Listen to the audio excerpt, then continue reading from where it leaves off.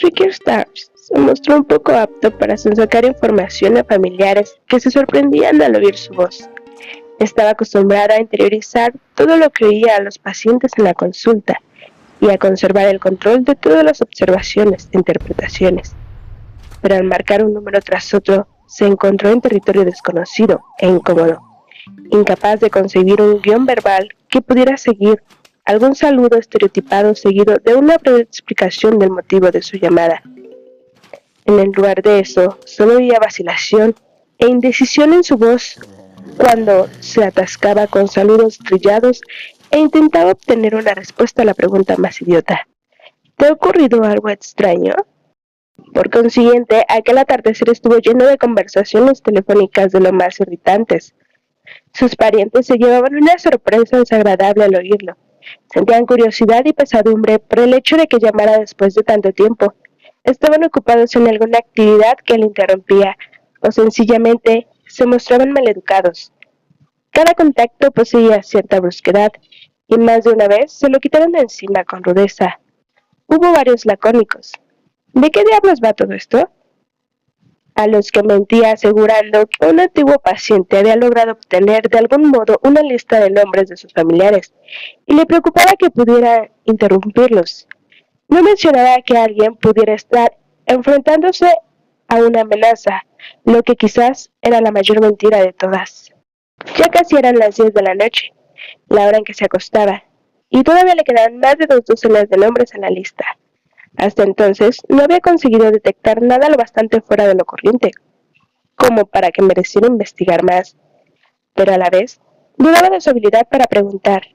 La extraña vaguedad de la carta de Rumpelstiltskin le hacía temer que la conexión se lo hubiera pasado por alto, y también era posible que, en cualquiera de las breves conversaciones que había mantenido esa tarde, la persona con la que el autor de la carta se había puesto en contacto no hubiera contado la verdad a Ricky. Por lo demás, había habido unas cuantas llamadas frustrantes sin contestar, y en 3 ocasiones tuvo que dejar un mensaje forzado y críptico en un contestador automático. Se negaba a creer que la carta recibida ese día fuese una mera broma pesada, aunque eso habría estado bien. La espalda se le había entumecido. No había comido y estaba hambriento. Tenía dolor de cabeza. Se mesó el cabello y se frotó los ojos antes de marcar el número siguiente, sintiendo una especie de agotamiento que le martillaba las sienes. Consideró que el dolor de la cabeza era una pequeña penitencia por la conclusión a la que estaba llegando. Estaba aislado y distanciado de la mayoría de su familia. El pago del olvido, pensó mientras se disponía a llamar el 21º nombre de la lista que le proporcionó Rumpelstiltskin. Seguramente, no era razonable esperar que los parientes de uno aceptaran un contacto repentino tras años de silencio, sobre todo los parientes lejanos, con quienes tenía poco en común. Más de uno se había quedado callado al oír su nombre, como si tratara de recordar quién era exactamente. Esas pausas le hacían sentir un poco como un viejo ermitaño que bajara de la cima de una montaña, o un oso durante los primeros minutos después de una larga hibernación. El 21º nombre solo le resultaba remotamente familiar. Se esforzó en intentar asignar una cara y una categoría a las palabras que tenía delante. Una imagen se formó despacio en su cabeza. Su hermana mayor, que había fallecido 10 años antes, tenía 2 hijos, y este era el mayor de los 2. Eso convertía a Ricky en un tío bastante desangelado. No había tenido contacto con ninguno de sus sobrinos desde el entierro de su hermana. Se devanó los sesos tratando de recordar no solo el aspecto, sino algo del nombre. ¿Tenía esposa? ¿Tenía hijos? ¿Profesión? ¿Quién era? Sacudió la cabeza. No recordaba nada. La persona con quien tenía que hablar apenas si poseía más entidad que un hombre extraído de un listín telefónico. Estuvo enfadado consigo mismo. No está bien, se dijo. Deberías recordar algo. Pensó en su hermana 15 años mayor que él. Una diferencia de edad que los convertía en miembros de la misma familia, situados en órbitas distintas. Ella era la mayor. Él era fruto de un accidente.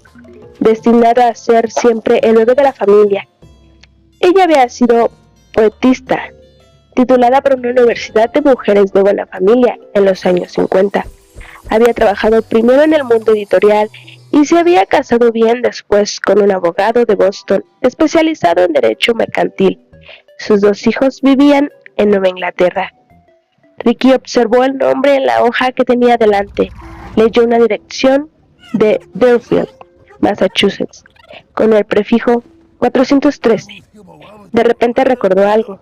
Su sobrino era profesor de un instituto privado de esa ciudad. Se preguntó qué enseñaría. La respuesta llegó en unos segundos. Historia de Estados Unidos.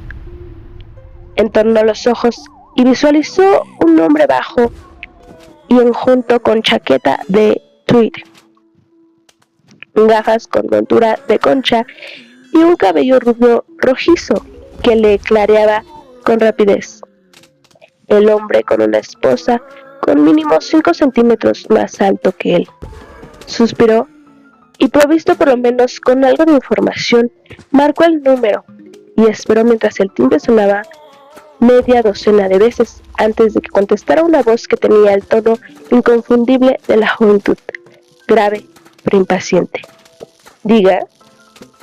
Hola, dijo Ricky. Quisiera hablar con Timothy Graham. Soy su tío, Frederick, el doctor Frederick Stars. Soy Tim, hijo. Hola, Tim, dijo Ricky tras vacilar un momento. Me parece que no nos conocemos. Pues sí nos conocemos. Nos vimos en el entierro de la abuela. Estaba sentado justo detrás de mis padres en el segundo banco de la iglesia y dijiste a papá que era una bendición que la abuela no hubiera durado más. Recuerdo lo que dijiste porque entonces no lo entendí. Debías de tener 7 años y ahora tendrás casi 17. Pues para ser nuestro único encuentro lo recuerdas muy bien. El joven consideró esta afirmación antes de contestar. El entierro de la abuela me impresionó mucho. No entró en detalles, sino que cambió de tema. ¿Querías hablar con papá? Sí, si es posible. ¿Para qué? Ricky pensó que se trataba de una pregunta poco corriente para alguien joven. No tanto porque Timothy hijo quisiera saber para qué, ya que la curiosidad es consustancial a la juventud, sino porque su tono sonó como con un ligero matiz protector. Ricky pensó que la mayoría de los adolescentes se habrían limitado a llamar a su padre a gritos para que contestara y habría vuelto a sus quehaceres, ya fuera a ver la tele, a hacer deberes o jugar a videojuegos, porque la llamada repentina de un familiar mayor y lejano no era algo que incluyera en su lista de prioridades. Bueno, se trata de algo un poco extraño, dijo. Hemos tenido un día extraño, contestó el adolescente. ¿Y eso? Quiso saber Ricky, pero el muchacho no contestó la pregunta. No estoy seguro de que papá quiera hablar con alguien ahora, a no ser que sepa de qué se trata, indicó. Entiendo, dijo Ricky con cautela, pero lo que tengo que decirle podría interesarle. El joven respondió. Papá está ocupado en este momento. La policía todavía no se ha ido. ¿La policía? Ricky inspiró con rapidez. ¿Ha pasado algo? El muchacho obvió la pregunta para hacer una a su vez. ¿Para qué has llamado? Es que no hemos sabido nada de ti en muchos años, 10 por lo menos, desde el entierro de tu abuela. Eso, exacto. ¿Por qué ahora de repente? Ricky pensó que el chico tenía razón en recelar. Empezó el discurso que tenía preparado. Un antiguo paciente mío. ¿Recuerdas que soy médico, verdad, Tim? El caso es que podría intentar ponerse en contacto con alguien de la familia. Y aunque no hemos estado en contacto en todos estos años, quería avisaros. Por eso he llamado. ¿De qué clase de paciente? Eres psiquiatra, ¿no? Psicoanalista. ¿Y ese paciente es peligroso? ¿O está loco? ¿O las dos cosas? Creo que debería hablar de esto con tu padre. Ahora está con la policía, ya te lo dije. Creo que están a punto de irse. ¿Por qué está con la policía? Tiene que ver con mi hermana. ¿Con tu hermana? Ricky intentó recordar el nombre de la chica y visualizarla, pero solo recordaba una niña rubia, varios años menor que su hermanito. Los veía a los dos sentados a un lado de la recepción después del funeral de su hermana, incómodos con su ropa oscura y rígida, callados pero impactantes, ansiosos de que aquella sombría reunión se disipara y la vida volviera a la normalidad. Alguien la siguió. Empezó a contar el chico, pero se detuvo. Mejor voy a buscar a mi padre, añadió con energía. Ricky oyó el ruido del auricular al dejarlo sobre la mesa y voces apagadas de fondo. Enseguida recogieron el auricular y Ricky oyó una voz que sonaba como la del adolescente, solo que con mayor cansancio. Al mismo tiempo, contenía una urgencia agobiada, como si su dueño estuviera presionado o lo hubieran pillado en un momento de indecisión. A Ricky le gustaba considerarse un experto en voces, en la inflexión y el tono, en la elección de palabras y el ritmo, todas las señales reveladoras de lo que se ocultaba en ellas. El padre del adolescente habló sin preámbulos. Tío Frederick, es una sorpresa oírte y estoy en medio de una pequeña crisis familiar, así que espero que sea algo verdaderamente importante. ¿Qué puedo hacer por ti? Hola, Tim. Perdona que llame así, de improviso. Tim me ha dicho que tienes problemas con un paciente. En cierto sentido, hoy he recibido una carta amenazadora de alguien que podría ser un antiguo paciente. Está dirigida a mí, pero también indica que su autor podría ponerse en contacto con uno de mis parientes. He estado llamando a la familia para alertaros y para averiguar si ha ocurrido algo. Se produjo un silencio frío y sepulcral que duró casi un minuto. ¿Qué clase de paciente? Soltó de golpe Tim padre, haciendo eco en la pregunta de su hijo. ¿Se trata de alguien peligroso? No sé quién es exactamente. La carta no está firmada. Estoy suponiendo que es un expaciente, pero no lo sé con certeza. De hecho, podría no serlo. Lo cierto es que todavía no sé nada seguro. Eso suena vago, extremadamente vago. Es verdad, lo siento. ¿Crees que la amenaza es real? Ricky advirtió el tono duro y áspero que envolvía la voz de su sobrino. No lo sé. Es evidente que me preocupa lo suficiente como para hacer algunas llamadas. ¿Has llamado a la policía? No. Que me envíen una carta no parece algo ilegal, ¿verdad? Es justamente lo que acaban de decirme esos cabrones. ¿A qué te refieres? La policía. Llamé a la policía y han venido a decirme que no pueden hacer nada. ¿Por qué los llamaste? Timothy Graham no contestó enseguida. Pareció inspirar hondo, pero en lugar de tranquilizarse, fue como si liberara un arrebato de rabia contenida. Ha sido asqueroso. Un charado de mierda. Un hijo de puta repugnante. Si alguna vez le pongo las manos encima, lo mato. Lo mato con mis propias manos. ¿Es un chalado de mierda tu expaciente, tío Frederick? El repentino arranque de cólera sorprendió a Ricky. Parecía absolutamente impropio de un profesor de historia de un instituto privado, exclusivo y conservador. Ricky esperó, al principio un poco inseguro de cómo contestar. No lo sé, dijo. Cuéntame qué ha pasado, qué te ha disgustado tanto. Tim vaciló otra vez mientras inspiraba hondo, y el sonido recordó el siseo de una serpiente al otro lado de la línea. El día de su cumpleaños, si te lo puedes creer, el día que cumple 14 años, ni más ni menos. Es asqueroso. Ricky se puso tenso en su asiento. Algo le estalló de repente en la cabeza, como una revelación. Debería haber visto la conexión inmediata de todos sus parientes. Uno cumplía años, por pura coincidencia, el mismo día que él. La niña cuya cara le costaba tanto recordar y a la que solo había visto una vez, en un entierro. Esta debería haber sido tu primera llamada, se recriminó, pero no permitió que nada de eso le asomara a la voz. ¿Qué pasó?, preguntó sin rodeos. Alguien le dejó una felicitación en la taquilla del colegio. Ya sabes, una de esas bonitas tarjetas sensibleras y nada originales, de tamaño gigante, que venden en cualquier centro comercial. Todavía no entiendo cómo ese cabrón pudo entrar y abrir la taquilla sin que nadie lo viera. ¿Qué coño pasó con la vigilancia? Increíble. El caso es que cuando Mindy llegó al colegio, se encontró la tarjeta, creyó que era de alguno de sus amigos y la abrió. ¿Y sabes qué? Estaba llena de pornografía asquerosa. Porno a todo color que no deja nada librado a la imaginación. Fotos de mujeres atadas con cuerdas, cadenas y cueros y penetradas de todas las formas imaginables con todos los objetos posibles. Porno duro, triple X.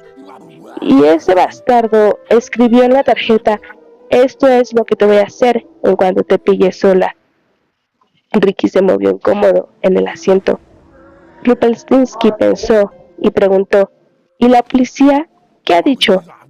Timothy Graham soltó un resoplido de desdén que Ricky imaginó que habría usado con los alumnos vagos durante años y que debía de paralizarlos de miedo, pero que en ese contexto más bien reflejaba impotencia y frustración. La policía local es idiota, dijo con energía, idiota de remate. Me han dicho tan tranquilos que, a no ser que haya pruebas de peso y creíbles de que alguien está acosando a Mindy, no pueden hacer nada. Quieren alguna clase de acto manifiesto. Dicho de otro modo, tienen que atacarla primero. Idiotas. Creen que la tarjeta y su contenido son una broma, probablemente de alumnos de los últimos cursos, tal vez de alguien al que puso mala nota el trimestre pasado. Por supuesto, no deja de ser una posibilidad, pero... El profesor de historia se detuvo. ¿Por qué no me hablas de tu antiguo paciente? ¿Es obseso sexual? No, aseguró Ricky tras vacilar. En absoluto, no parece cosa suya. Es inofensivo, de verdad, solo irritante. Se preguntó si su sobrino percibía la mentira en su voz. Lo dudaba. Estaba furioso, nervioso e indignado, y no era probable que fuera capaz de discernir con claridad durante cierto tiempo. Lo mataré, aseguró Timothy Graham con frialdad tras un instante de silencio. Mindy se ha pasado el día llorando. Cree que alguien quiere violarla. Solo tiene 14 años y jamás ha hecho daño a nadie. Además, es de lo más impresionable y nunca había visto esa clase de porquerías. Parece que fue ayer que todavía jugaba con el osito de peluche y la muñeca Barbie. Dudo que pueda dormir esta noche o en unos días. Solo espero que el susto no la haya cambiado. Ricky no dijo nada y su sobrino prosiguió tras tomar aliento. ¿Eso es posible, tío Frederick? Tú eres el bendito experto. ¿Puede cambiar a alguien la vida tan de repente? Tampoco contestó esta vez, pero la pregunta resonó en su interior. Es horrible, ¿sabes?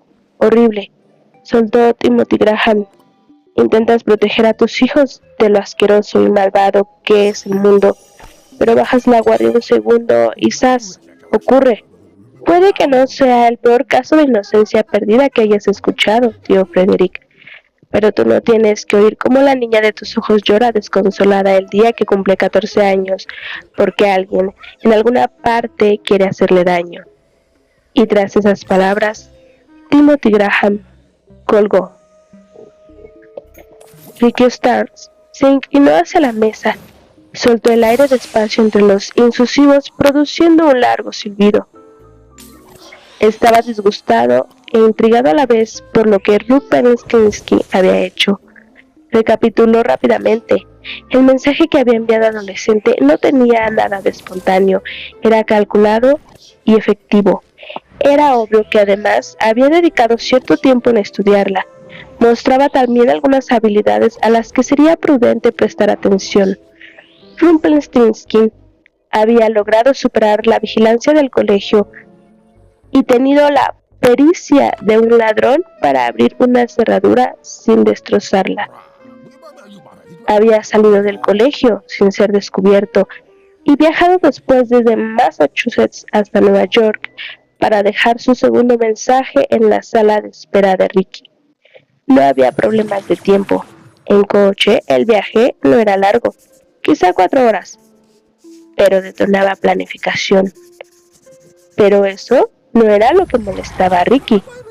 Cambió de postura en el asiento. Las palabras de su sobrino parecían resonar en la consulta, rebotando en las paredes y llenando el espacio de una especie de calor, inocencia perdida. Ricky pensó en ello. A veces en el transcurso de su sesión, un paciente decía algo que resultaba impactante, porque eran momentos de conocimiento, flashes de comprensión, percepciones que indicaban un progreso. Eran los momentos que todos los psicoanalistas buscaban.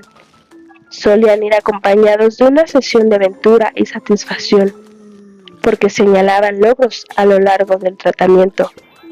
Esta vez no. Ricky sintió una incontrolable desesperación acompañada de miedo. Rumpelstiltskin había atacado a la hija de su sobrino en un momento de vulnerabilidad infantil.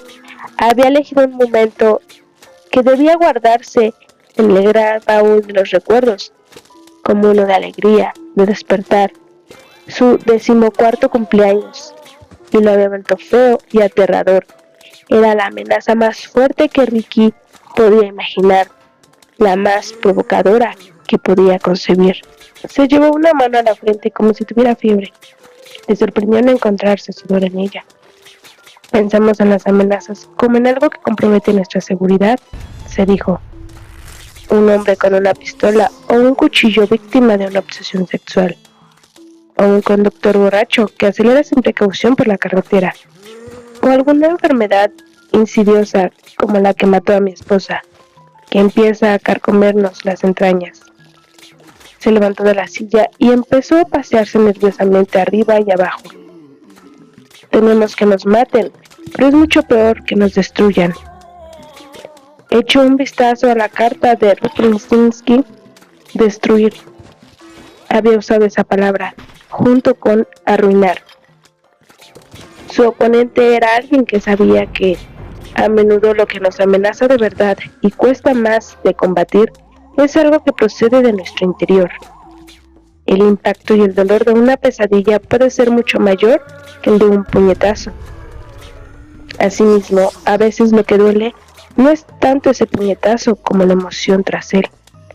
Se detuvo de golpe y se volvió hacia la pequeña estantería que había contra una de las paredes laterales de la consulta, repleta de obras, en su mayoría libros de medicina y revistas profesionales. Esos libros contenían literalmente centenares de miles de palabras que diseccionaban clínica y fríamente las emociones humanas. De pronto, comprendió que era probable que todos esos conocimientos no le sirvieran de nada. Lo que quería era sacar un libro de un estante, hojear el índice y encontrar una entrada en la R para Rumpelstiltskin, que concluyera una descripción sucinta y sencilla del hombre que le había enviado aquella carta. Sintió miedo porque sabía que no existía tal entrada, y se encontró volviendo la espalda a los libros que hasta ese momento habían definido su profesión. Y lo que recordó a cambio fue una secuencia de una novela que no releería desde su época de universitario.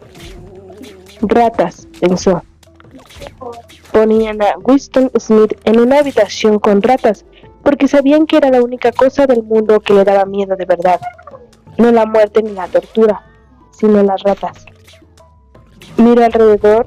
Su piso y su consulta eran 2 lugares que en su opinión lo definían bien y donde se había sentido cómodo y feliz durante muchos años.